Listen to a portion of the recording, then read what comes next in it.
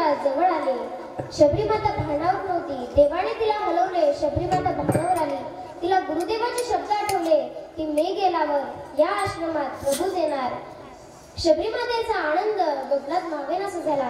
देह भान विसरले. ऐका डोळ्यातून दोन दोन अश्रुधारा वाहू लागल्या की हजारो वर्ष चिंतन केली की प्रभू आल्यावर हे करेन ते करेन, पण सगळं विसरली आणि म्हणू लागली, देवा आता काय करावं काहीच सुचत नाही. तेव्हा प्रभू म्हणतात की आता तू काहीच करू नको, कारण आतापर्यंत जे काही केलं ते तूच केलं, आता आम्हाला करू दे. मग प्रभूंनी स्वतः आपल्या अश्रुधरांनी शबरीमातेचे चरण धुतले आणि ते तीर्थ म्हणून प्राशन केले आणि शबरीमातेची आत्मज्योत आपल्या ज्योतीत विलीन करून घेतली. हे सगळं का केलं?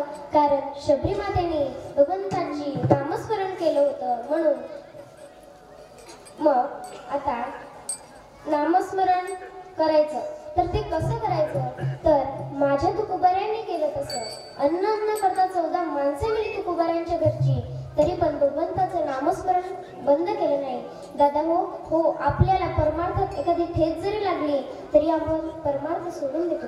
काही तर म्हणतात देव तारजे नाही म्हणून माळा काढून प्यायला लागले. परंतु माझ्या तुकोबाऱ्यांवर मोठे मोठे संकट आले तरी पण भगवंताचे नामस्मरण बंद केलं नाही. ही गोष्ट कोणीतरी रामेश्वर शास्त्रींना सांगितली. का हो रामेश्वर शास्त्री, तो तुकाराम बाबा स्वतःला फार शहाणा समजतो. कीर्तन काय करतो, भजन काय करतो, लोक त्याच्या पाया काय पडतात. तुम्ही असताना हे सर्व योग्य नाही. हे ऐकताच रामेश्वर शास्त्रींचा चेहरा लाल बंद झाला आणि धडधड तुकोबाऱ्यांच्या घरी गेले आणि विचारू लागले, कुठे गेला तू तुकाराम? त्यावेळेस तुकोबाऱ्यांच्या घरचे म्हणाले, का हो शास्त्री काय काम होतं? त्यावेळेस शास्त्री म्हणाले, काही नाही. कुठे गेला तो? त्यावेळेस घरचे म्हणाले की ते आता शौचास बाहेर गेले. ते म्हणाले, कुठल्या दिशेने गेले? ह्या दिशेने गेले.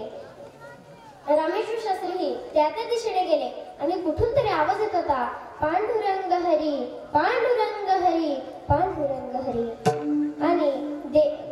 आणि शास्त्रींनी बघितलं आणि ओरडले, म्हणाले, अरे ए तुक्या, एवढ्या घाणीत देवाचं नाव घेतोस? तेव्हा तुकाराम महाराज म्हणाले, माझी माझ्या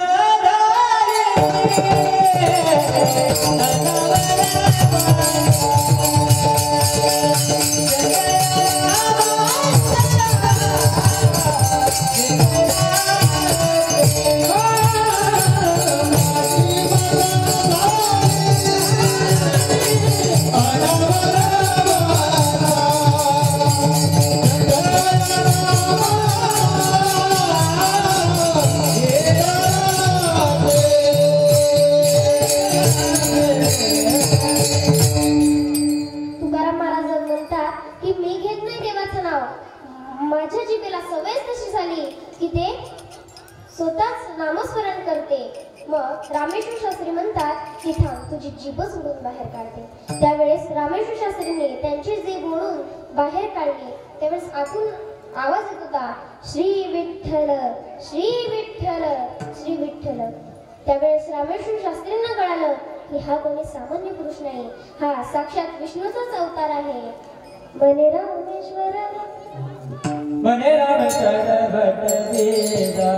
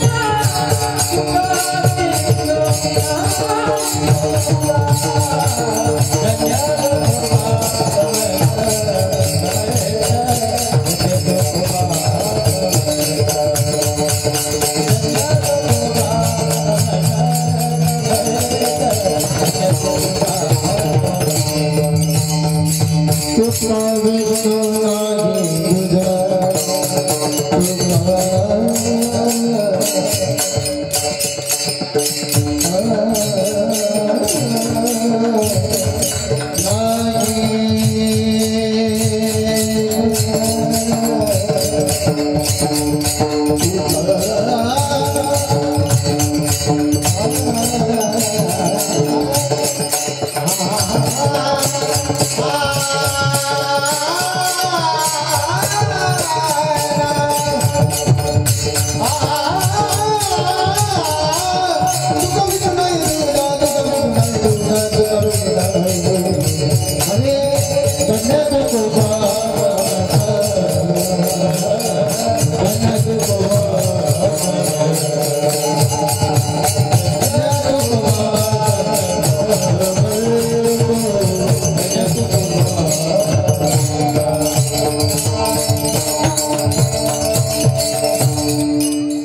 रामेश्वर शास्त्री म्हणाले, माफ करा तुकाराम महाराज, माफ करा, मी तुम्हाला ओळखूच शकलो नाही, माफ करा मला, परंतु मला तुमच्या जवळून दूर करू नका, माफ करा. तुकाराम महाराज म्हणतात, उठा उठा शास्त्री उठा, जाऊ द्या, माणूस हा चुकीचा पुतळा आहे, चुका तर होतच असतात माणसाकडून, पण मी तुम्हाला सांगत होतो की मी नामस्मरण करत नाही, माझी वाचा अनावर झाली, ती माझं काहीच ऐकत नाही. विठ्ठल. चला